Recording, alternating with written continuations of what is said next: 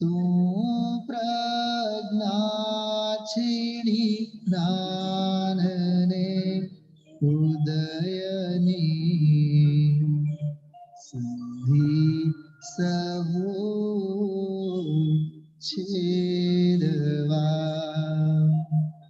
साथी साधकनो तो भानो जगनो संदेश वीरनो विसामो भवक्लांतना हृदयनो तू पंथ मुक्ति तरणो सुने तने रस निबंध शिथिल थाय जाने तने हृदय ज्ञानी तरणा जनाय तू रुचता जगत नीरुचियाळ से सो तू रिझता सकल नायक देव रीजे बनाओ पत्र कुंदनना रत्नोना अक्षरो लखी तथापि कुंद सूत्रोना अंकाए मूल्य ना कदी।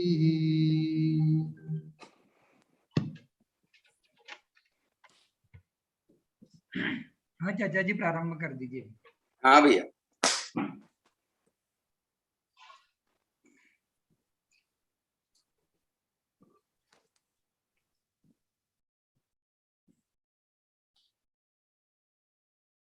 नमो अर्हन्ताणम्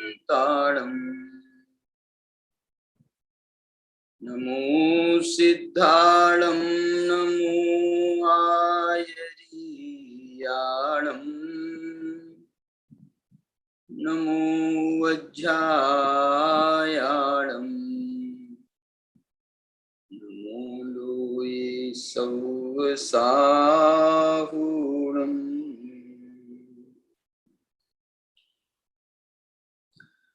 अभिवन्द्यून शिरसा अपुनभवकारिणं महावीरम् ते सिंपयत्थ भंगम् मग्गं मोक्षस्य वोच्छामि।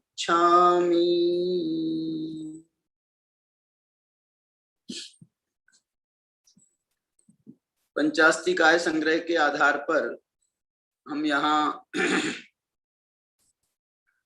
मोक्ष मार्ग की चर्चा कर रहे हैं और निश्चय व्यवहार मोक्ष मार्ग की चर्चा करने के उपरांत अब यहाँ पर थोड़ी और चर्चा मोक्ष मार्ग के संदर्भ में ही आचार्य कुंद भगवान उनके टीकाकार अब यहाँ 163 गाथा अपने को चलाना है। आपके स्क्रीन पर भी वो गाथा आ रही है। इसमें आचार्य भगवान ये बताना चाह रहे हैं जो हमने निश्चय व्यवहार मोक्ष मार्ग का स्वरूप बताया है उसको जो स्वीकार करते हैं, उसका जो आश्रय लेते हैं, उस मार्ग पर जो चलते हैं, यहाँ पर जो है ना ये जेण शब्द है। जेण जेन का मतलब होता है जिस कारण से। तो वो ये कह रहे हैं पिछले निश्चय व्यवहार मोक्ष मार्ग का आश्रय करके जो उसका आश्रय करते हैं, मार्ग पर चलते हैं, विजानदी सब्बम, वो सबको जानने वाले बन जाते हैं, माने वो सर्वज्ञ बन जाते हैं।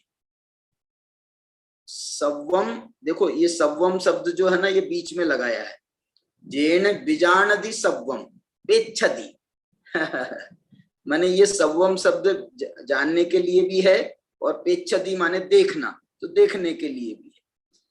जेन विजानदी सव्वम पेच्छति सोतेन सुखमनुभवति। वाह वाह, जिस कारण से वो सबको जानते हैं और सबको देखते हैं, और उसी कारण से तेन, उसी कारण से तेन सो वेही जीव सुखमनुभवति, वे सुख का अनुभव करते हैं।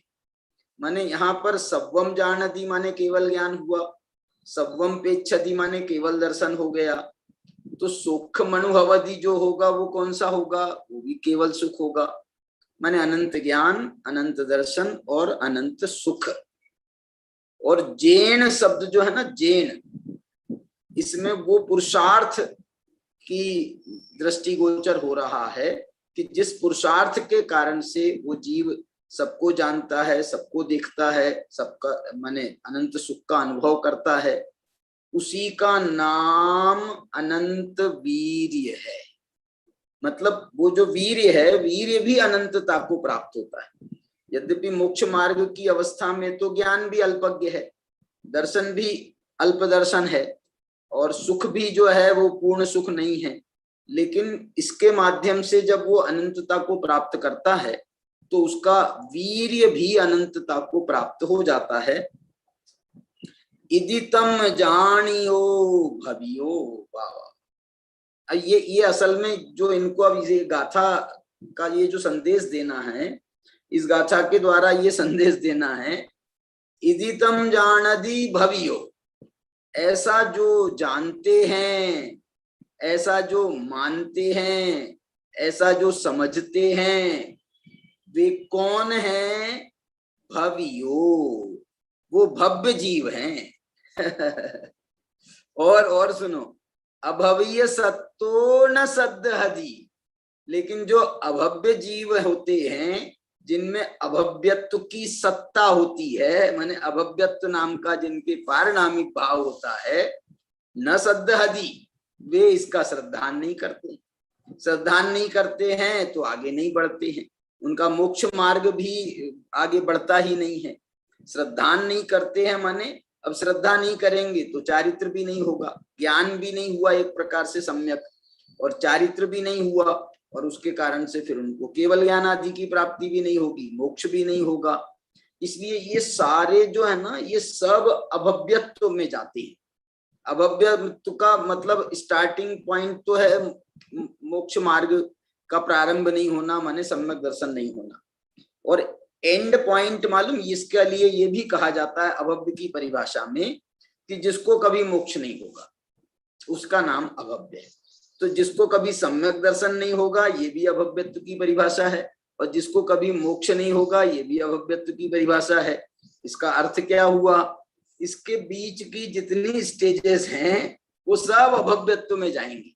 माने उसको कभी भाव लिंग नहीं होगा, उसको कभी भाव श्रावकपना प्राप्त नहीं होगा, उसको कभी श्रेणी आरोहण नहीं होगा, उसको कभी मतलब ये सब जितनी बीच की अवस्थाएं हैं, जितने गुण स्थानों की, माने उसको चौथा ही गुण स्थान नहीं होगा तो पांचवा भी नहीं होगा, कभी छठवां भी नहीं होगा, सातवां भी नहीं होगा, आठवां भी नहीं होगा, नौवां भी नहीं होगा, 10वां भी नहीं होगा, 11वां, 12वां, 13वां, 14वां सिद्धत्व। इसलिए जो है उसमें उन्होंने दो परिभाषाएं मुख्य रूप से आपको मिलेंगी, एक तो सम्यक दर्शन को प्राप्त नहीं होते हैं ये अभव्यत्व, और एक सिद्धत्व को प्राप्त नहीं होते हैं ये अभव्यत्व। इसका मतलब है कि बीच में सब, आप बीच की सब अवस्थाओं को इसमें अंतर्भाव कर लो। जब हम जीवन मरण की बात करते हैं ना, जीवन मरण, सर्वम सदैव नियतम भवति स्वकीयान कर्मोदयान जीवित मरण, मरण जीवित दुख सौख्यम तो जब जीवन मरण की बात करते हैं ना कि सब कर्मोदय से होता है, तो जीवन मरण का मतलब क्या?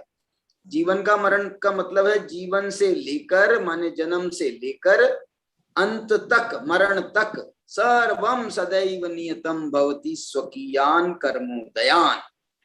उसके लिए समझ लो उनने एक और ऑप्शन दे दिया, सुख सौख्य दुखम, सुख भी और दुख भी। माने अब जीवन के बीच में की अवस्था में आपको सुख भी मिलेगा, सुख की प्राप्ति भी होगी, दुख की प्राप्ति भी होगी, लौकिक।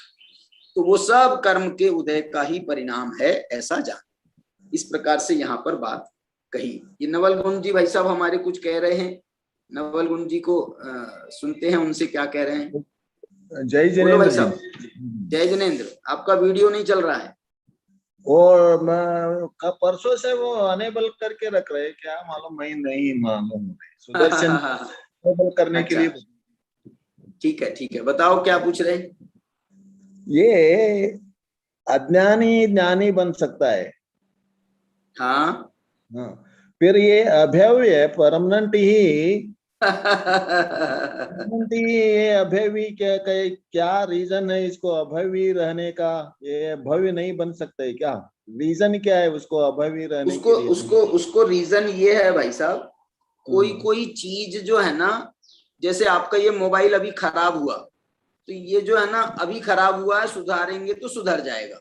लेकिन कभी कभी कोई मैन्युफैक्चरिंग फॉल्ट होता है, तो जो मैन्युफैक्चरिंग फॉल्ट है वो आप कितने ही सुधारो वो सुधरेगा नहीं, तो आपको जो है वो रिप्लेस ही करना पड़ता है ना। जैसे ऐसे ही जो है अभव्यत्व जो है वो मैन्युफैक्चरिंग फॉल्ट है। माने वो जो जीव है वो जीव ही ऐसा परिणमा है, वो जीव अनादि से ही ऐसा है और वो अभव्य की ही श्रेणी में है, ऐसा समझना चाहिए। मतलब जैसे अपन उसको और भी दूसरे उदाहरण बहुत सारे हैं, जैसे बंध्या स्त्री है, वो जो है कितने ही हो जाए वो स्त्री कभी जो है वो फलवती नहीं होगी, मतलब वो कभी धारण नहीं, गर्भ धारण नहीं करेगी, कर ही नहीं सकती। कितना ही पुरुष का संयोग हो जाए तो भी नहीं कर सकती। क्यों नहीं कर सकती? क्योंकि वो उसका जो है मैन्युफैक्चरिंग फॉल्ट है। लेकिन जैसे विधवा स्त्री है वो भी नहीं होगी, वो भी नहीं होती है कभी पुत्रवती, माने गर्भ धारण नहीं करती है, तो उसका रीजन दूसरा माना जाता है। उसका रीजन ये है कि वो उसको संयोग नहीं मिलता है, वैसा संयोग नहीं मिलता है और संयोग मिलने की कोई संभावना भी नहीं है, इसलिए उसको भी बच्चा नहीं होता है और बंध्या स्त्री को भी बच्चा नहीं होता है। तो दोनों में जो फर्क है वही फर्क भव्य अभव्य का माना जाता है। मैं तो अभी आपको इसमें और बताने वाला हूँ। इसकी टीका में आचार्य भगवान जो है ना वो अभव्य किसे कहने वाले हैं और भव्य किसे कहने वाले हैं, इसमें थोड़ा सा जो है ना इन जनरल जो है कर्णान योग के साथ में इसमें थोड़ा सा जो फर्क आएगा उसको समझने का, वो अपन इस पे चर्चा भी करेंगे अभी। चलिए, मैं तो अभी आपको इतना, ये गाथा का अर्थ तो समझ में आ गया होगा। एक बार गाथा का अर्थ मैंने पहले बताया, अब गाथा पढ़ता हूं वापस। जेन विजानदि सर्वं पिच्छदि सोतेन शोकमनुहवति इति तं जानदि भवियो अभवीय सत्तो न सदहदी। इस गाथा को पूर्व गाथाओं से जोड़ने के लिए इस गाथा में ये जेन शब्द लगाया है। जेन शब्द, जिस कारण से माने ये पीछे बताए गए मोक्ष मार्ग, निश्चय व्यवहार मोक्ष मार्ग के कारण से, उस कारण से विजानदि सर्वम, ये जो जीव है वो सबको जानता है, सबको देखता है और उसके कारण से वो अनंत सुख का भी अनुभव करता है। इदितम जानेदि भवियो, लेकिन ये जो बात है भाई साहब, ये जो है ना हम कितना ही कहें, भगवान भी कितना ही कह करके चले गए, लेकिन इदितम जानदि भवियो, जो भव्य जीव होते हैं वो ही इसे जानने में समर्थ होते हैं। अभवीय सत्तो, जिनके अंदर अभव्यत्व की सत्ता है, माने या सत्ता का मालूम, सत्तो शब्द का एक अर्थ और क्या होता है? अभवीय सत्तो, सत्तो माने जीव, सत्वेषु मैत्री, सत्वेषु मैत्री, तो जो है वो सब जीवों के प्रति जो है प्रेम भाव हो, सब जीवों पे, तो ये सत्य शब्द का अर्थ जीव भी होता है। तो ये जो सत्य जीव हैं माने अभव्य की सत्ता वाले जो जीव हैं, अभव्य जीव हैं, न सद्दहदी, न सद्दहदी माने देखो दो बातें बताना चाह रहा हूं। वो केवली परमात्मा समोसरण में विराजमान होकर के भी यदि उनको समझाएं तो भी वो स्वीकार नहीं करते हैं। क्यों? क्योंकि वो अभव्यत्व की सत्ता वाले हैं।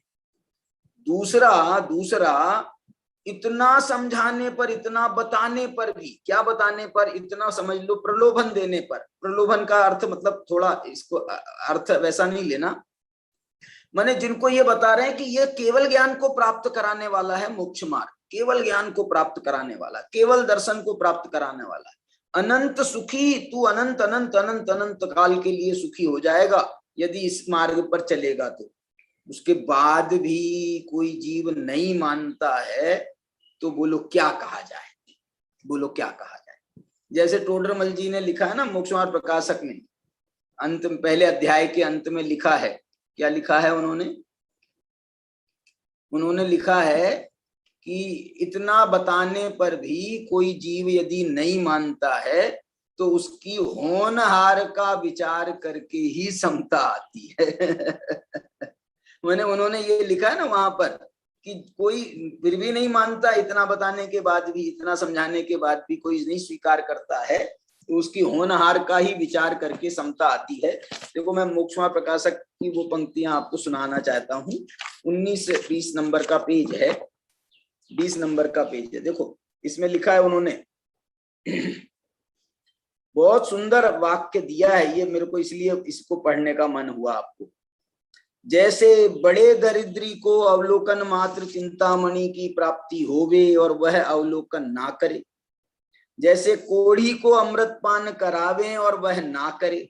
क्या कह रहे हैं? चिंतामणि रत्न, केवल ज्ञान को प्राप्त कराने वाली चीज आपको दी जा रही है तो इसको चिंतामणि रत्न से कम चीज है ये।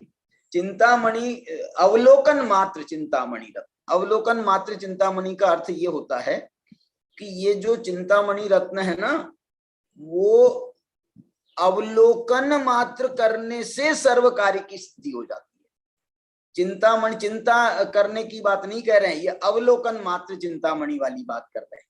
अवलोकन मात्र चिंतामणि की प्राप्ति होवे और वह ना करे, और वह अवलोकन ना करे, अवलोकन वाली बात कह रहे हैं। अमृत पान कराएं कोढ़ी को, कोढ़ी को अमृत पान कराएं कि तुम्हारा कोढ़ ठीक हो जाएगा, ये अमृत पान कर लो, तो वह ना करे।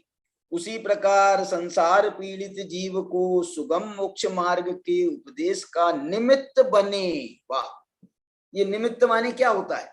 निमित्त माने देशना लब्धि, देशना लब्धि मिल गई है जिस जीव को।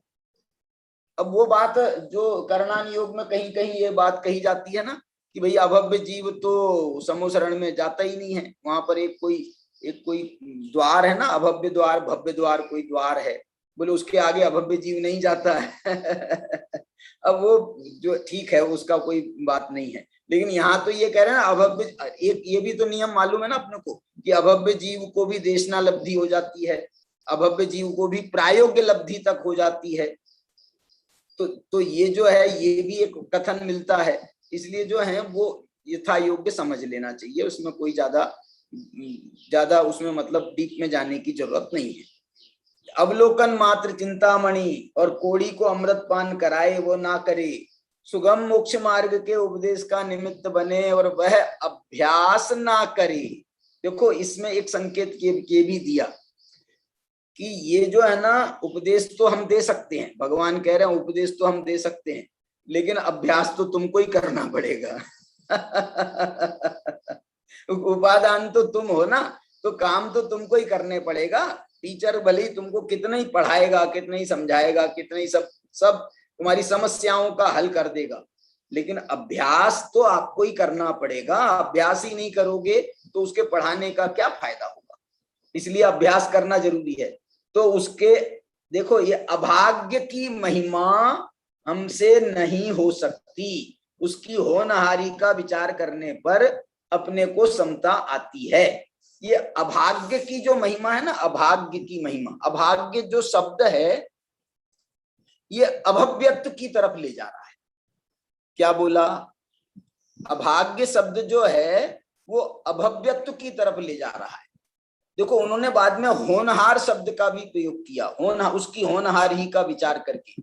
ये सब भव्य भव्य अभव्य के ही ये पर्यायवाची हैं ये। क्यों? क्योंकि भव्य का की परिभाषा है भवितुम योग्यम भव्यम। जो होने योग्य होता है उसका नाम भव्य है। तो होनहार का अर्थ क्या है? जो होने योग्य है उसी का नाम तो होनहार है। होने योग्य है उसी का नाम भव्य है, होने योग्य है उसी का नाम होनहार है, और होने योग्य है उसी का नाम भाग्य है। इसलिए जो है ना, इसमें ये शब्द अलग अलग हैं लेकिन ले जा रहे हैं उसी दिशा में। अब देखो, विचार करने पर अपने को समता आती है। इसके लिए एक गाथा भी उनने और कोट करी जो इससे मिलती जुलती है गाथा। साहीने गुरु जोगे, निमित्त प्रधान गाथा है, निमित्त प्रधान। साहीने गुरु जोगे जेन सुनंती है धम्म वयनाईं, ते धिट्ट दुट्ठ चित्ता अह सुहडा भव भय विहूना। देखो क्या लिख रहे हैं, स्वाधीन उपदेश दाता गुरु का निमित्त मिलने पर भी, योग योग योग माने सुयोग माने निमित्त, साहीन गुरु योगे, स्वाधीन उपदेश दाता गुरु का योग मिलने पर जेन सुनंती है धम्म वयनाई वा। ये स्वाधीन उपदेश दाता मालूम कौन किसको कह रहे हैं? ये स्वाधीन उपदेश दाता कह रहे हैं, एक तो सम्यक दृष्टि से हम ले सकते हैं, सम्यक दृष्टि से ले सकते हैं इसको। मुख्य रूप से और यदि समझना है, स्वाधीन उपदेश दाता जो अनुभवी जीव है, अनुभवशीली है, वो स्वाधीन उपदेश दाता है। अब जैसे हम उपदेश दे रहे हैं तो हम तो शास्त्र के अनुसार उपदेश दे रहे हैं, लेकिन अनुभवशीली व्यक्ति जब उपदेश देता है तो उसका उपदेश स्वयं शास्त्र होता है। मतलब वो शास्त्र से नहीं बोलता वो, लेकिन उसका उपदेश ही स्वयं शास्त्र है। अब आचार्य कुंद भगवान है, वो जो है बोले साहब मैं आचार्य कुंद भगवान जरूर ये कह रहे कि मैं तो परंपरा से ही कह रहा हूं, क्योंकि अस्य मूल ग्रंथ करता रहा श्री सर्वज्ञ देवा, सर्वज्ञ भगवान की परंपरा से ही कह रहा हूं। लेकिन हम तो हमको तो आप कुंद से कहना है कि आप कोई परंपरा से मत कहो, आप भी कहोगे तो हमारे लिए उतना ही प्रमाण होगा। क्यों प्रमाण होगा? क्योंकि आप जो हैं भगवान के पास से जाकर के आए हो, इसलिए नहीं कह रहा हूं, इसलिए कह रहा हूं क्योंकि आप स्वयं 6वें 7वें गुणस्थान में झूलने वाले भावलिंगी संत हो। आप अपने अनुभव से बात बताते हो, और अनुभव से बात जब आप बताते हो तो किसी हमको जो है उसकी जरूरत नहीं है, क्योंकि अनुभव की बात भी वो उसकी प्रामाणिकता बहुत बड़ी होती है, अनुभव की प्रामाणिकता बहुत बड़ी है। और हमको अनुभवशीली व्यक्ति साक्षात मिल जाए, भगवान तो हमारे को साक्षात नहीं है आज, लेकिन यदि कोई अनुभवशीली व्यक्ति हमको साक्षात मिल जाए तो ये समझ लेना परम भाग्य है हमारा, ये परम भाग्य। अनुभवशीली व्यक्ति हमको साक्षात मिला है, जो जो जो है ना, जो हमको बिल्कुल प्रैक्टिकल करके बताएगा, जिसको देख सकेंगे, प्रैक्टिकल उसमें उसको देख सकेंगे कि वो क्या कर रहा है, कैसे कर रहा है, कैसे हमको भी क्या शिक्षा लेना है, और उसकी बात भी उतनी वजनदारी के साथ में आएगी। ये बात जो है बहुत महत्वपूर्ण है। आचार्य नियम सार में एक जगह ऐसा लिखा है, नियम सार की कौन सी गाथा है वो, 149 गाथा है, 152-53 गाथा है, कौन सी गाथा है, उसमें उन्होंने लिखा है आचार्य भगवान ने कि यदि कोई हमको जो है ना ऐसा जीव मिलता है, ऐसा योग मिलता है जीव का, जो स्वयं मतलब उसका जिसने प्राप्त किया है उसका योग मिलता है, तो वो योग जो है वो सर्वोत्कृष्ट है। उसमें मैं शब्द भूल रहा हूँ, नियम सार में बिल्कुल मूल गाथा में भी शब्द है उसका कुछ इशारा, और टीका में पद्म मलधारी देव ने भी उसका किया। स्वाधीन उपदेश दाता, ये जो है ना इसका अर्थ बता रहा हूँ। स्वाधीन उपदेश दाता गुरु का योग मिले, और जेन सुनंती है धम्म वयनाई, और उसके बाद भी जो धर्म के वचनों को नहीं सुनते हैं, बताओ ये इनको जो है ना, ये उपदेश सिद्धांत रत्नमाला है, एक ग्रंथ उपदेश सिद्धांत रत्नमाला, किनका है ये? राम सिंह जी का शायद नहीं है, कोई है। तो ये उपदेश सिद्धांत रत्नमाला के बहुत सारे उद्धरण ये मोक्षमा प्रकाशक में आपको मिलेंगे। मूल प्राकृत भाषा में है ये ग्रंथ, प्राकृत भाषा का। साही ने गुरु जोगे जेन सुनंती धम्म वयनाई, ये वहां पर वो कह रहे हैं कि ऐसे व्यक्तियों को देख करके हमको करुणा आती है, और करुणा के साथ में थोड़ा सा रोष भी आता है। क्यों रोष आता है? ते धिट दुष्ट चित्ता, उनको कह रहे हैं तुम धीट हो, दुष्ट हो, दुष्ट चित्त वाले हो, तुम धीट हो, माने सुनते नहीं हो। जैसे बच्चे कभी कभी ऐसा हो जाता है ना, अपन बहुत कहते हैं और नहीं सुनते हैं, तो तुम कितने ढीठ हो गए हो, तुम कितने ढीठ हो गए हो, सुनते ही नहीं हो। और दुष्ट चित्ता, और बल्कि तुम उल्टा कर रहे हो।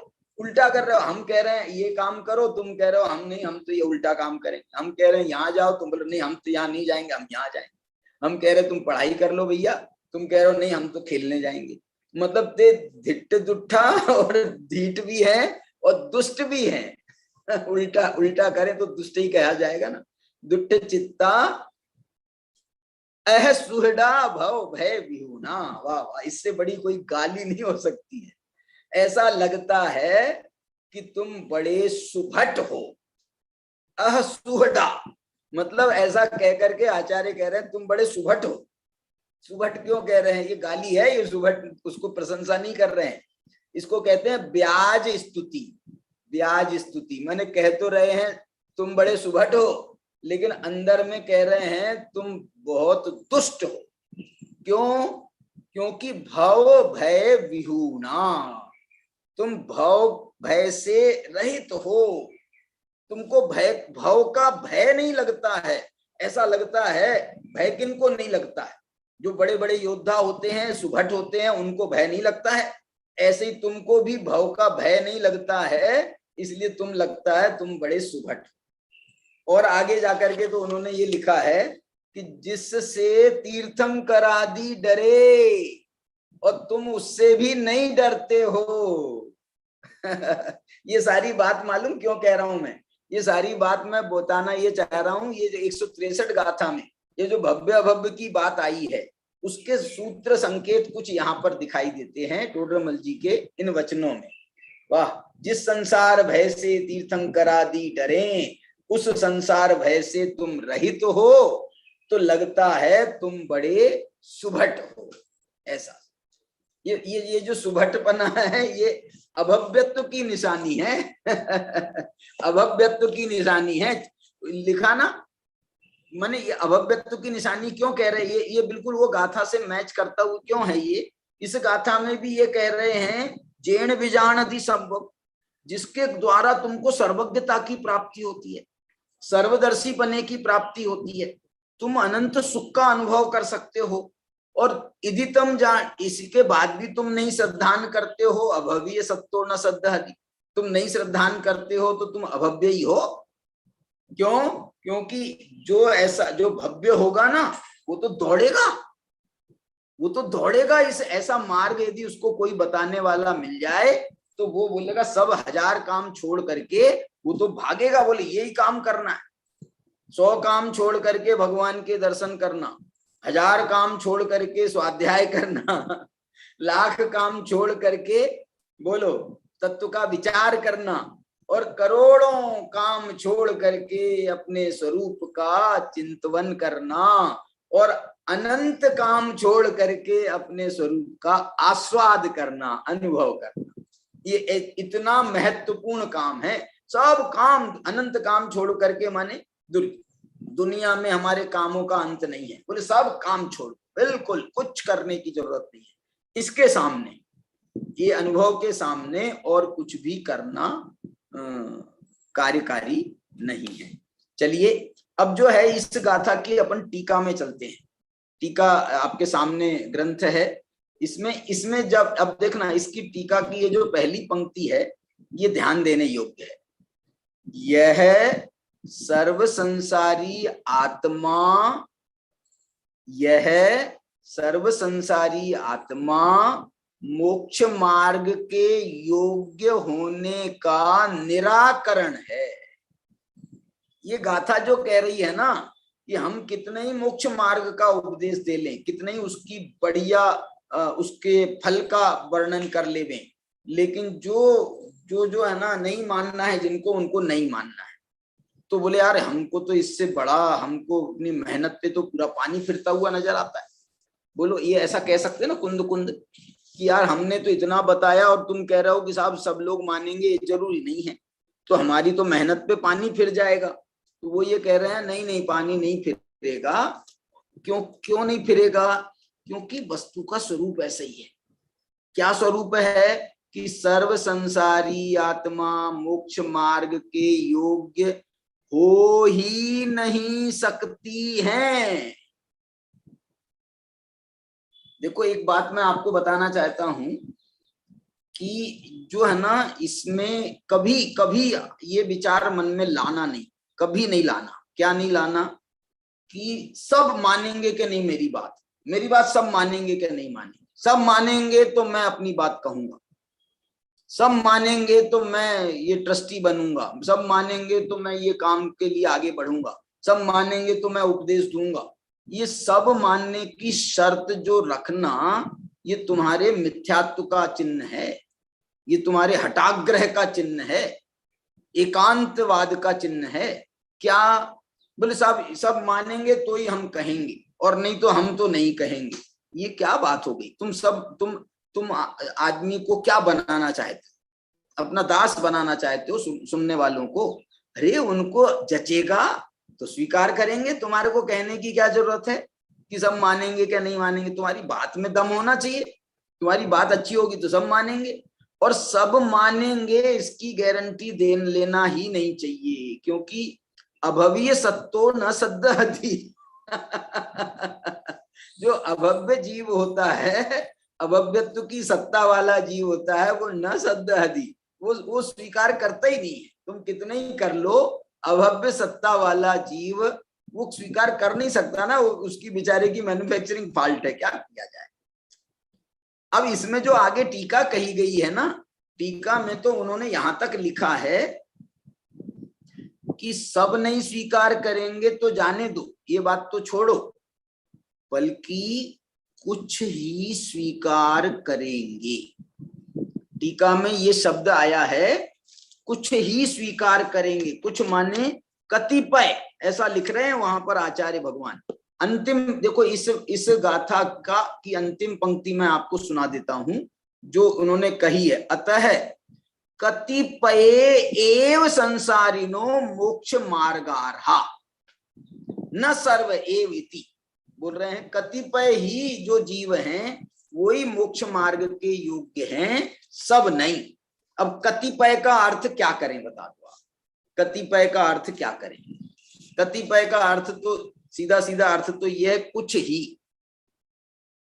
अब ये जो कुछ है ये इसमें बहुत आएंगे या अल्प आएंगे। जैसे उदाहरण के लिए मैं कह रहा हूं, हमने जो है ना 1000 रुपए के हमने एक रुपए के 1000 नोट निकाली।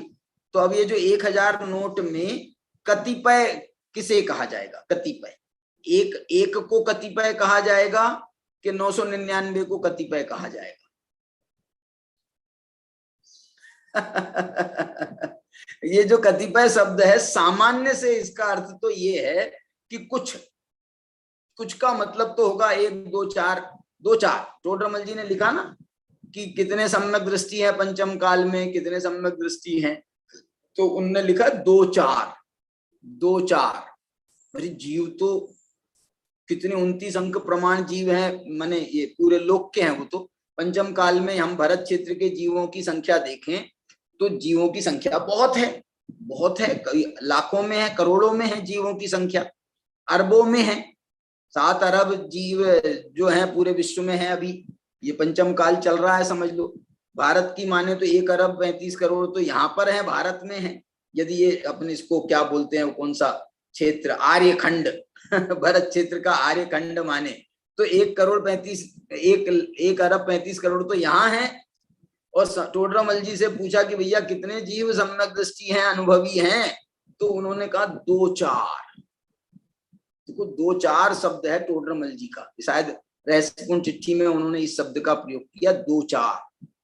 अब बताओ 2-4 कतिपय है कि 999 हजार में 999 कतिपय? सामान्य से यदि व्याकरण शास्त्र की दृष्टि से बात करें ना, तो ये जो है ना 999 को भी आंशिक कहा जाता है। मैंने आपसे 1000 रुपए लिए और 999 रुपए दे दिए, तो मेरे चुकता हो गए क्या? पूरे चुकता हो गए क्या? तो आपसे यदि हम सामान्य कथन पूछेंगे पूरे चुकता हो गए क्या, तो आप यही कहोगे नहीं हुए अभी चुकता, अभी पूरे चुकता नहीं हुए। भाई कितने बाकी हैं ये पूछेंगे तो भले ही आपको कहना पड़ेगा नहीं वो ऐसे तो जो है 999 तो इनने दे दिए हैं, बस 1 रुपया बाकी है। और ये 1 रुपया दे ही नहीं रहे। क्यों नहीं दे रहे? बोले हम जो है ना आपको चुकता करना नहीं चाहते। हम ये नहीं चाहते हैं कि आप नहीं तो यदि हम वो भी दे देंगे ना तो हमारी फिर जो है ना बातचीत बंद हो जाएगी। फिर जो है फिर आपका ना फोन आएगा, बोले भाई साहब आपने अभी तक चुकाया नहीं, भाई साहब आपने, तो कभी बातचीत बंद हो जाए, इसलिए हम नहीं देना चाहते। हम बोल रहे यार चुका दो, बातचीत वैसे ही करते रहना। बोले नहीं फिर कोई माने वो नहीं रहेगा ना, कोई कारण, बिना कारण के बात नहीं करना है हमको, हम कारण सहित बात करना चाहते। तो इसलिए ये भी एक न्याय का ये भी एक नियम है कि 999 भी आंशिक है। 1000 का 999 भी आंशिक है और 1 भी अंश है। 1 को भी अंश कहते हैं, 999 को भी अंश कहते हैं। इसलिए जो है ना इस दृष्टि से तो माना जा सकता है कि भैया चलो ऐसा भी। लेकिन मालूम आपको जो टोटल जीव राशि है, टोटल जीव राशि की जो अभव्य जीव माने गए हैं, टोटल जीव राशि का अभव्य जीवों का प्रमाण माना गया है, तो वो माना है अनंतवा भाग। माने जितने अभव्य जीव है ना उससे अनंत गुणे भव्य जीव माने गए हैं लोक में। लोक में जितने अभव्य जीव हैं उनसे अनंत गुणे भव्य जीव हैं। लेकिन ये भी एक गणित माना गया है, बहुत प्यारा गणित माना है कि बोले साहब अनंत काल में कितने जीव मोक्ष जाएंगे, अनंत जीव कितने जीव मोक्ष जाएंगे? तो वो बोल रहे हैं 3 काल के एक निगोद शरीर में एते जीव बखान कि 3 काल के सिद्ध सब एक अंश परमाण। अरे जब आप कह रहे हो कि मोक्ष जाने वाले जो जीव हैं वो अभव्य जीव से अनंत गुणे भव्य जीव हैं, तो वो जो भव्य हैं उनकी परिभाषा है, जो भव्य हैं जो मोक्ष जाने योग्य है वो भव्य हैं, तो जाएंगे ना मोक्ष। फिर मोक्ष जाएंगे, लेकिन कितने जाएंगे? कितने जाएंगे? तो बोल रहे इतने जाएंगे कि एक निगोद शरीर भी पूरा खत्म नहीं होगा 3 काल में। एक निगोद शरीर भी खत्म नहीं होगा 3 काल में। एक निगोद शरीर में जितने जीव रहते हैं ना, अनंत जीव, उसका भी अनंतवा भाग ही मुक्ति को प्राप्त कर। आप देखो ना इसका गणित जो दिया गया है, जो एवरेज दिया गया है ना, मालूम इसके लिए एक और बहुत अच्छा सूत्र दिया जाता है। क्या सूत्र दिया जाता है मालूम? कि संसार में कितने जीव रहेंगे और कितने जीव मुक्त जाएंगे। तो इसका एक सामान्य मैं बता रहा हूं इसका, बोले ये 3-13 का आंकड़ा हमेशा रहेगा। क्या बोला? 3-13 का आंकड़ा हमेशा बना रहेगा। माने 3 जीव 3 और 13 का जो डिफरेंस है ना, वो 3-13 का मतलब है 3 जीव 13 जीव हमेशा बने रहेंगे संसार में, और जाने वाले जीव जो हैं वो 3 ही जीव रहेंगे। ये 3 और 13 का आंकड़ा कोई वैसा नहीं है लेकिन 3-13 का आंकड़ा जो है ना इस बात का बताना चाहता है, जैसे मैंने आपको उदाहरण दिया कि 99% हो सकता है, 99% तक दे सकते हैं, लेकिन 99 का जो है ना, 99 का भी जो क्या बोलते हैं वो 99 का फेर भी कभी वो खत्म नहीं होता है, 99 का जो फेर है ना वो कभी खत्म नहीं होता है। ऐसे ये अभव्य जीवों की, अभव्य जीव अनंत में भाग हैं, लेकिन जो भव्य जीव हैं उसमें भी मोक्ष जाने वाले कितने जीव हैं, तो बोले इतने ही जीव हैं, एक निगोद शरीर का अनंतवां भाग जो है वो भी संसार से खाली नहीं होगा। इतना, इतने जो है ना, देखो ना 6 महीने 8 समय में इतना बड़ा काल, उसमें बोले 608 जीव जाएंगे मोक्ष, 6 महीने 8 समय में 608 जीव जाएंगे मोक्ष। तो अब ये 6 महीने 8 समय में 608 जाएंगे, इस हिसाब से तुम यदि ये मोक्ष जीव मोक्ष जाएंगे तो कितने जीव मोक्ष जाएंगे बताओ तो सही। इसको आप दूसरा ऐसा कहना चाहता हूं कि आपने मेरे से नहीं, मैंने आपसे 1 करोड़ रुपए लिए, अब मैं जो है ना ये कह रहा हूं आपसे कि साहब मेरे को आपको 1 करोड़ रुपए देने हैं, बिल्कुल पक्की बात है, 100% देना ही है। तो बोले भैया देना दो ना, तो बोले नहीं मैं एक साथ तो नहीं दे सकता, क्रम क्रम से दूंगा। तो चलो भैया क्रम क्रम से दो, तो एक किस्त बांध लो, कितने रुपए दोगे? बोले मैं रोज 1 रुपए दूंगा।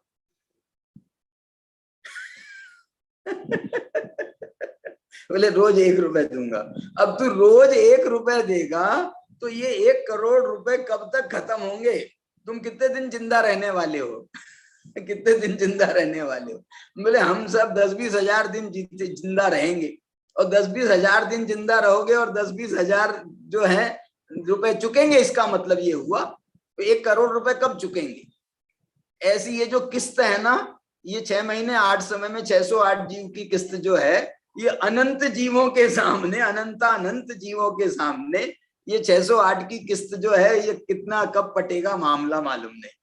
बोले नहीं हम देखो भैया हमको देना तो है, इसका मतलब क्या है? आचार्य ये कह रहे हैं भव्य जीव तो 99% है, भव्य जीव तो की राशि अनंत गुणी है, अभव्यों से अनंत गुणी राशि है भव्यों की, लेकिन जो है ये मामला सुलझेगा कब? बोले ये बात भी सही है कि सुलझेगा कभी नहीं। संसार राशि में जितने जीव हैं, संसार राशि में, संसार राशि माने इस संसार राशि कहते हैं निगोद राशि को छोड़कर, नित्य निगोद राशि को छोड़ करके जो संसार राशि है उस इतर निगोद वाली राशि कह लो, इतर निगोद भी नहीं कहना चाहिए, इतर राशि जो है वो इतर राशि के जीव की संख्या कभी घटने वाली नहीं, कभी घटने वाली नहीं। क्यों? क्योंकि 608 जीव 6 महीने 8 समय में मोक्ष जाएंगे और 608 जीव 6 महीने 8 समय में नित्य निगोद से बाहर आएंगे। इसलिए ये जो जगह, ये जो राशि है ना, इसका एवरेज हमेशा इतना ही बना रहने वाला है इस संसार राशि में। परिभ्रमण राशि जिसको अपन कहते हैं, परिभ्रमण के योग्य जो राशि है जीवों की, ये बिल्कुल एक जैसी रहने वाली है, बिल्कुल एक जैसी। और नित्य निगोद में कितने जीव हैं? ये इतर राशि के में अनंत जीव हैं, इतर राशि में अनंत जीव है ना, असंख्यात है कि अनंत जीव इतर राशि में। इतर राशि के जीवों की संख्या पक्का में शायद असंख्य ही जीव हैं इतर राशि में, लेकिन इतर निगोद में तो अनंत जीव होना चाहिए ना। नित्य निगोद, इतर निगोद में तो निगोद, इतर निगोद के मिला करके भी जो जीव हैं अनंत होने चाहिए जहां तक, फिर भी कुछ करणान योग वालों से पूछेंगे। तो ये जो है ना, इतने जीव हमेशा बने रहेंगे, और वो नित्य निगोद की राशि इतनी बड़ी है, इतनी बड़ी है, इतनी बड़ी है नित्य निगोद की राशि। ये नित्य निगोदिया जीव यद्यपि पूरे लोक में ठसाठस भरे हैं, ऐसा भी एक कथन मिलता है। दूसरा ऐसा भी कथन मिलता है कि एक वो जो है ना अपना 7वां नरक नीचे अधोलोक में, उसके नीचे एक राजू प्रमाण, नीचे एक राजू के बराबर जो है ना मोटाई वाला जो लोक का भाग एक राजू प्रमाण रहता है, और वो जो एक राजू मोटाई है 7 राजू चौड़ाई है, और अंदर है 7 राजू गहराई। क्या मतलब हुआ? माने 7 7 बाई 7 माने 49, साथी 49 राजू। राजू इतनी राशि जो है, इतनी राशि वहां पर तो ऐसी उसका नाम नित्य निगोद कहलाता है। नित्य निगोद कहते हैं उसको। ऐसा लिखा भी मिलता है ना, अपन जब 3 लोग का नक्शा मिलता है तो उसमें नीचे का नित्य निगोद लिखा मिलता है। वो नित्य निगोद, उसको नित्य निगोद कहा जाता है। 49 राजू, ये 49 राजू माने बहुत बड़ा है, बहुत बड़ा। ये हमारा पूरा मध्य लोक जो है ना, 1 राजू प्रमाण है। 1 राजू प्रमाण है मध्य लोक, जिसमें असंख्यात द्वीप समुद्र हैं। और वो 49 राजू प्रमाण जो है वो नित्य निगोद का जो है एरिया माना गया है। और उसमें निगोदिया जीव हैं, वो ऐसे ठसाठस भरे हैं। निगोद शरीर हैं, उसमें असंख्यात निगोद शरीर हैं। और एक एक निगोद शरीर में अनंत अनंत अनंत अनंत अनंत जीव वहां पर वास करते हैं। बहुत बहुत जो है, इसके गणित का कोई पार नहीं है। इसके गणित का कोई पार नहीं है। ऐसा ये संसार है, ये संसार। इसलिए यहाँ पर तो इनने जो लिखा है ना, ये बात को मैं दोनों तरफ से घटाना चाहता हूं कि कतिपय जीव ही मोक्ष मार्ग को प्राप्त करने योग्य हैं। इसलिए कतिपय का अर्थ जो है वो थोड़े भी लिया जा सकता है। और यदि योग्यता की अपेक्षा से बात करें, योग्यता की अपेक्षा से बात करें, भव्यत्व की शक्ति वालों की अपेक्षा से बात करें, तो अभव्यों से तो भव्य अनंत गुणे हैं, तो उस अपेक्षा से तो वो भव्य राशि बड़ी है। लेकिन वो भी सर्वजीव, ये जो वाक्य लिखा है इनने पहले, सर्व संसारी आत्मा मोक्ष मार्ग के योग्य होने का निराकरण है। माने सर्वजीव तो मोक्ष मार्ग के योग्य हो ही नहीं सकते हैं। देखिए अब, और टीका बीच में, अब उसको पढ़ना आप, उसका बहुत मजेदार टीका है। मजेदार मतलब बहुत भावनाओं का, आपका उद्वेग बढ़ाने वाली टीका है। देखो ये टीका पढ़ता हूं मैं। वास्तव में सौख्य का कारण स्वभाव की प्रतिकूलता का अभाव है। क्या अर्थ है मालूम इसका? नीचे इन्होंने बहुत अच्छा अर्थ किया। एक प्रतिकूलता माने विरुद्धता, विपरीतता, उल्टापन। ये स्वभाव की उल्टापन का अभाव है। वो कह रहे हैं सौख्य जो मिलता है ना हमारे को, तो सौख्य हमको तभी मिलता है कि कोई हमारे प्रतिकूल आचरण ना करे। लेकिन दूसरे जीवों पर तो हमारा कोई हक नहीं है। लेकिन हमारे जो स्वयं के अनंत गुण हैं, कम से कम वही तो प्रतिकूल आचरण ना करें। आत्मा के जो अनंत गुण हैं वो प्रतिकूल आचरण ना करें, तो ये हमारे सुख का जो है सबसे बड़ा वो बनेगा कारण। कि हम देखो, कोई माने हम देखो, हमको दुनिया की चिंता नहीं है, बाकी पड़ोसियों की चिंता नहीं है, और पूरे दुनिया की चिंता नहीं है। लेकिन कम से कम हमारा परिवार है, हमारा परिवार है, हमारा घर है, वो तो हमारे प्रतिकूल आचरण नहीं करे। अब यदि हमारा घर ही हमारे प्रतिकूल हो गया, तो अब इस घर में क्या रहे? घर में रहने का क्या मतलब है? फिर तो घर के जैसे घर के बाहर वैसे घर में। इसलिए जो है ना, ये रोटी तोड़ने के लिए तो घर में नहीं पड़े रह सकते ना। प्रतिकूल अनुकूलता हो तो घर में रहने का कुछ। ये देखो ये लिख रहे ना, इसलिए अनुकूलता ये सुख का कारण माना जाता है। सामान्य कथन, अनुकूलता सुख का कारण। लेकिन अब ये अनुकूलता परद्रव्यों के आश्रित नहीं हो सकती, क्योंकि परद्रव्य कोई हम उनके ठेकेदार नहीं है। परद्रव्यों के हम स्वामी नहीं है कि वो हमारे प्रतिकूल आचरण नहीं करेंगे। इसलिए जो है अनंत गुण परिवार हमारा, इसलिए हमारा परिवार तो हमारे अनंत गुण हैं, और वो हमारे प्रतिकूल आचरण ना करे। बोले प्रतिकूल आचरण का क्या मतलब? इसमें आगे लिखा है, आत्मा का स्वभाव वास्तव में दृशी ज्ञप्ति है। देखो पूरे अनंत गुणों को इन्होंने 2 गुणों में समेट दिया है। स्वभाव क्या है? मेरा स्वभाव है दृशी ज्ञप्ति। दृशी ज्ञप्ति। चारित्र क्या है वास्तव में? चारित्र को मोक्ष मार्ग कहा है, लेकिन उसको कह रहे हैं उसका काम ये है कि दृशी ज्ञप्ति में स्थिर रहना। चारित्र जो है और कुछ नहीं है, जो हमारा दृशी ज्ञप्ति स्वभाव है, उसी में तुम जितनी स्थिरता करोगे उतना तुम्हारा चारित्र महान माना जाएगा। जितना तुम्हारी स्थिरता में कमी रहेगी उतने तुम्हारे चारित्र की कमी मानी जाएगी। इसलिए अपने स्वभाव की जब पूर्ण स्थिरता हो जाती है तो ये केवल ज्ञान और केवल दर्शन की प्राप्ति होती है। यही दृश्य ज्ञान जो स्वभाव है वो पूर्णता को प्राप्त होता है। उन दोनों को विषय प्रतिबंध होना सो प्रतिकूलता है। विषय प्रतिबंध का क्या अर्थ किया है, बहुत अच्छा नीचे अर्थ किया है। विषय प्रतिबंध का मतलब है जैसे क्षोभसम ज्ञान होता है ना, क्षोभसम ज्ञान। क्षोभसम ज्ञान कहता है भाई साहब मैं तो इतने ही जानूंगा, इससे नहीं जानूंगा, इससे ज्यादा मैं नहीं जानूंगा। बोले क्यों नहीं जानोगे? क्योंकि भाई इससे ज्यादा का मेरे पास में क्षोभसम ही नहीं, इससे ज्यादा का मेरे पास में शक्ति ही नहीं है, मेरे पास में सामर्थ्य नहीं है इससे ज्यादा जानने की। तो ये जो क्षोभसम है ना, ये भी एक प्रकार का प्रतिबंध का कारण है। इसलिए उस क्षोभसम का अभाव होना और क्षायिक ज्ञान प्रकट होना ये है प्रतिबंध के अभाव का। इसलिए ये क्षोभसम भी प्रतिबंध कारक होने के कारण प्रतिकूल है। औदैहिक भाव तो प्रतिकूल है ही, लेकिन ये क्षोभसम भाव भी जो है ये भी एक प्रकार का प्रतिबंध सहित होने के कारण प्रतिकूल है। मोक्ष में वास्तव में आत्मा सर्व को जानता है, देखता होने से उसका अभाव होता है। किसका अभाव होता है? प्रतिकूलता का अभाव होता है। अर्थात मोक्ष में स्वभाव की प्रतिकूलता का अभाव होता है। इसलिए उसका अभाव जिसका कारण है, प्रतिकूलता का अभाव जिसका कारण है, ऐसे अनाकुलत्व लक्षण वाले परमार्थ सुख की मोक्ष में अचलित अनुभूति होती है। एक इसमें सूत्र मिल रहा है मेरे को। क्या सूत्र मिल रहा है मालूम?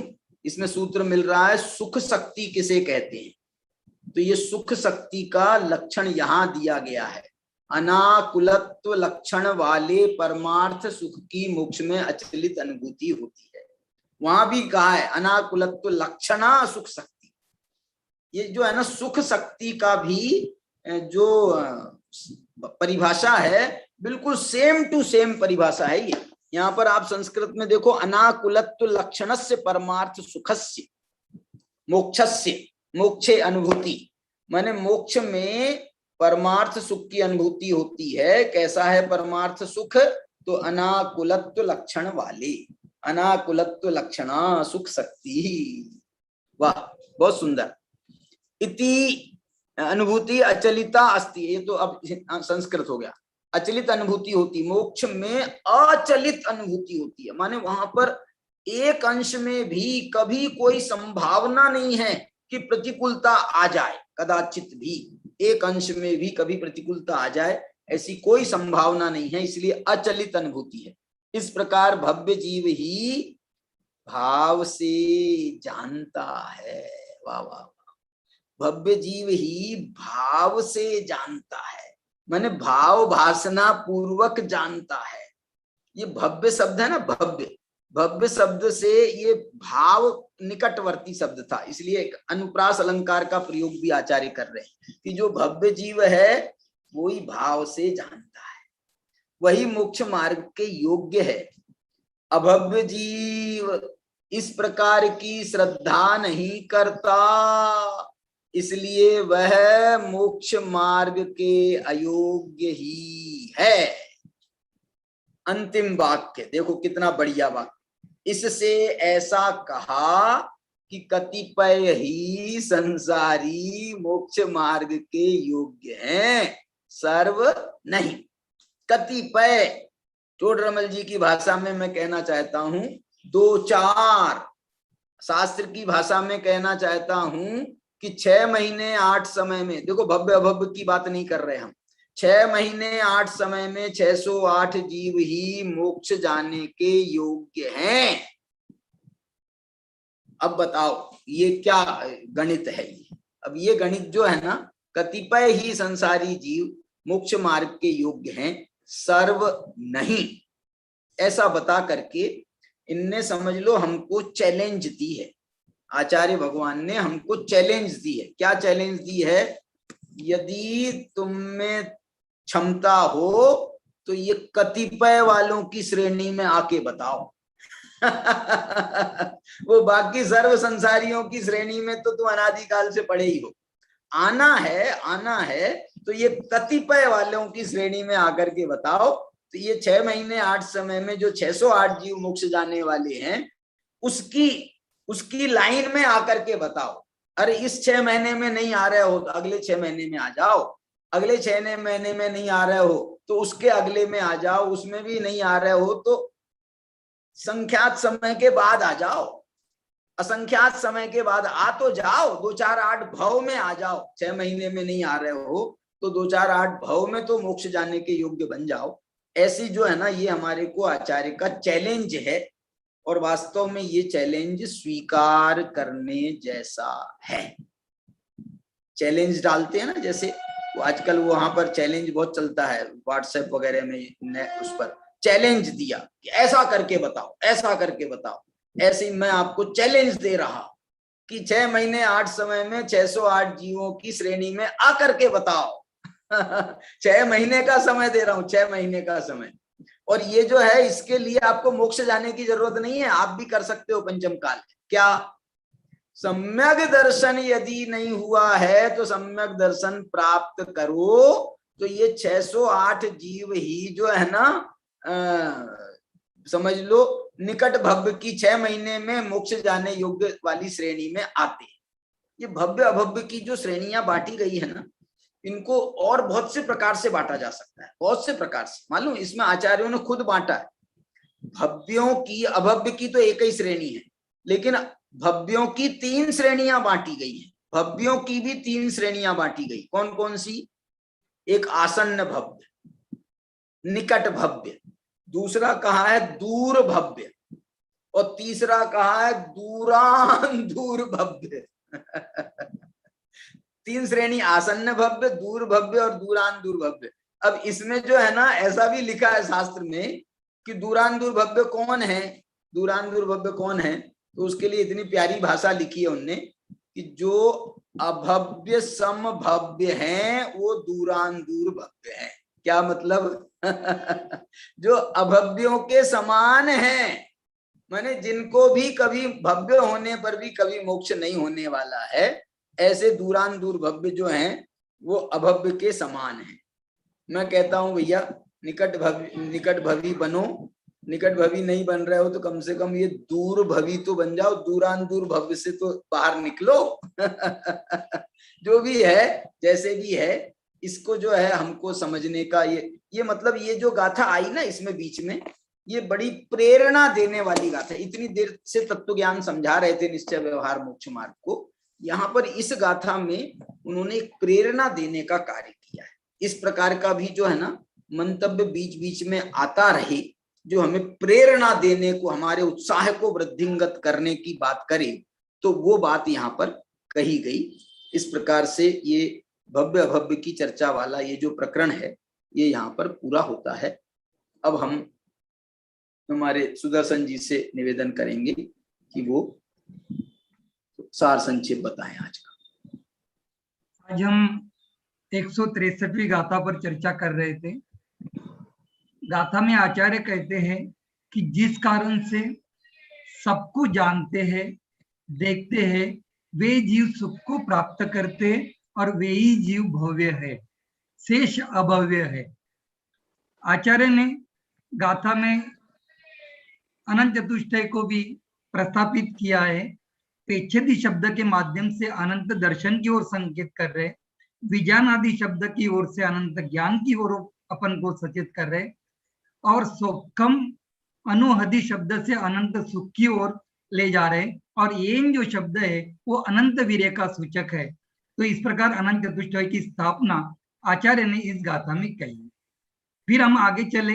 सबसे पहले एक शब्द आया जीवन मरण, जो हम सबके जीवन में घटता ही है। तो जीवन मरण का अर्थ हमने देखा कि जीवन से लेकर मरण तक हर मनुष्य के जीवन में सुख और दुख भी आएगा, लेकिन वो कर्म की अवस्था है।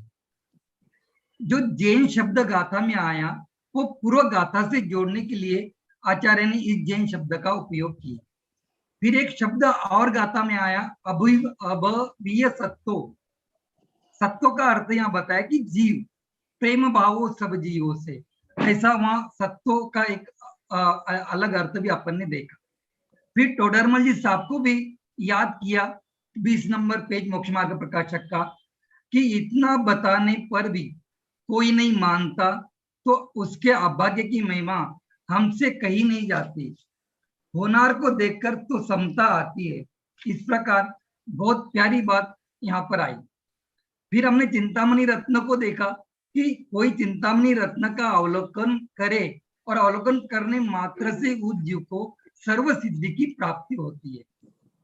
फिर आगे आया कि स्वाधीन उपदेशदाता गुरु मिले और हम न सुने तो हम बड़े सुभट है। सुभट का अर्थ यहाँ दुष्ट का है। गुरु तो अध्ययन कराने वाले है, अभ्यास तो स्वयं ही करना होगा, तभी सुख की प्राप्ति होगी। फिर हम टीका की ओर बढ़े तो टीका में बताया कि हम कितना भी बढ़िया मोक्ष मार्ग का उपदेश दे, किंतु सभी उस बात को ग्रहण करेंगे या नहीं, इस सोच का निराकरण, इस कथन का निराकरण यहाँ पर किया है। फिर हमने देखा कि अभव्य सत्ता वाला जीव स्वीकार नहीं करेगा। कतिपय जीव ही मोक्ष मार्ग के योग्य है, सभी नहीं। कतिपय जीव ही आपका उपदेश मानेंगे भी, सुनेंगे भी और मोक्ष मार्ग में आगे बढ़ेंगे भी। फिर संसार राशि और परिभ्रमण राशि सदैव एक जैसी रहती है। 608 जीव मोक्ष जाएंगे और 608 जीव फिर संसार राशि में आएंगे। फिर हमने राशि भी देखी कि अभव्य जीवों की अपेक्षा भव्य जीवों की राशि अनंत गुना है। फिर ये जो टीका है वास्तव में भावना का उद्वेग बढ़ाने वाली टीका है। जो आत्मा के अनंत गुण है वे विपरीत आचरण ना करे तो सौख्य की प्राप्ति हो सकती है, क्योंकि आत्मा का स्वभाव दृश्य और ज्ञाप्ति है। फिर आवदायिक भाव और क्षमिक जो भाव है वो भी मोक्ष सुख में प्रतिकूल है, प्रतिबंधित है, ऐसा आज हमने देखा। फिर अंतिम बात आई कि अनाकुल लक्षण वाला और अचलित अनुभूति वाला जीव ही भाव से आत्मा को जानता है और वही भव्य है, वही मोक्ष मार्ग के योग्य है। इस प्रकार मार्मिक संदेश आज की गाथा में आया। यही आज के प्रवचन का सारांश है। सभी को जय जिनेंद्र। बहुत सुंदर, बहुत सुंदर। सभी को जय जिनेंद्र।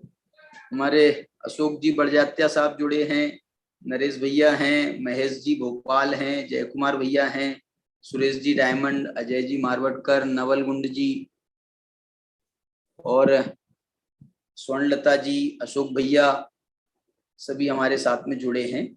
सभी को जय जिनेंद्र। और जिनवाणी स्तुति के लिए अजय जी भाई साहब को हम निवेदन करते हैं कि वे जिनवाणी स्तुति कराएं। हाँ। हे साधवाद माता हम शरण लही तेरी, करुणा कर समरस से भव भव की मिटे फेरी। निज वैभव भूला था माँ तुमने बताया है, विषय बता करके सन्मार्ग दिखाया है। शिव मार्ग चलूं मैं माँ हो स्वानुभूति चेरी। मिथ्यात्व कषायमयी भय मोह मिटाने को, षट द्रव्य धर्म सत को नय पक्ष बताने को। माप ही दर्पण हो पुरुषार्थ निधि मेरी, चहु गति से तिराने को चारों अनुयोगमयी। रत्नत्रय नौका हो और द्वादशांग वाणी, हमको भी तरना है संसार सिंधु फेरी। एकांतवाद तुमको तुम ज्ञान किरण सविता, हम साधवादमय हो पी शांत सुधा सुचिता।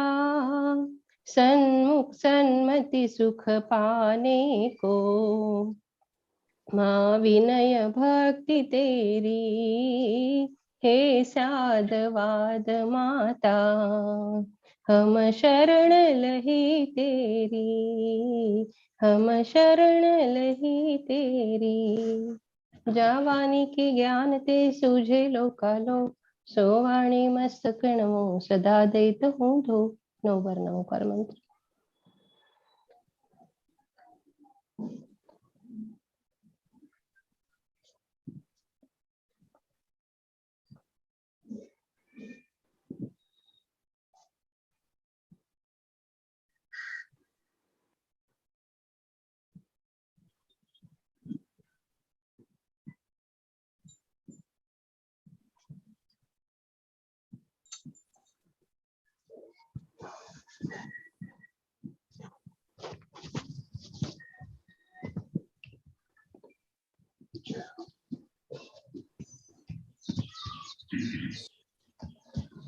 जय जिनेन्द्र भाई साहब, जय जिनेन्द्र। जय बोलो द्वादशांग रूपी जिनवानी माता की जय। की जय। जय हो। जय जिनेन्द्र। सभी को